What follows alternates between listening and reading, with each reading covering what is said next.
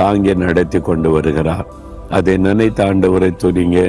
இந்த நாள் முழுவதும் கர்த்தருடைய கிருபை தாங்கும், அனுதினமும் தாங்கும். கிருபையை சார்ந்து கொள்ளுங்க.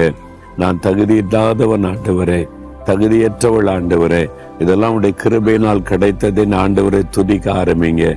தாழ்மையுள்ளவர்களுக்கு அவர் கிருபை தருகிறார். எப்பவும் ஆண்டவருக்கு முன்னால் உங்களை தாழ்த்துங்க. என்னால் வந்தது, என்னால் முடிந்தது, நான் சாதித்தேன், ஐயோ என்கிட்ட இந்த வல்லம் இருக்கன்னு எந்த பெருமைக்கு இடம் கொடுக்காதபடி இதெல்லாம் உடைய கிருபை ஆண்டவரே என்று உங்களை தாழ்த்துங்க.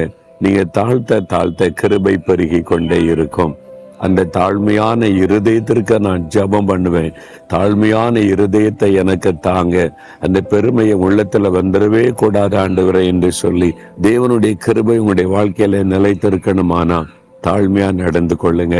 இன்றைக்கு ஆண்டவரை பார்த்து சொல்றீங்களா, ஆண்டவரே நான் நிர்மலமாகாது இருக்கிறது உடைய கிருபை, இதுவரை நடத்தி வந்ததெல்லாம் உடைய கிருபை, இந்த கிருபை விலகாத கிருபை, பெரிய கிருபை எப்பொழுது என் கூட இருக்கணும். இந்த நாள் முழுவதும் என் கூட இருந்து எனக்கு அற்புதங்களை செய்யணும்.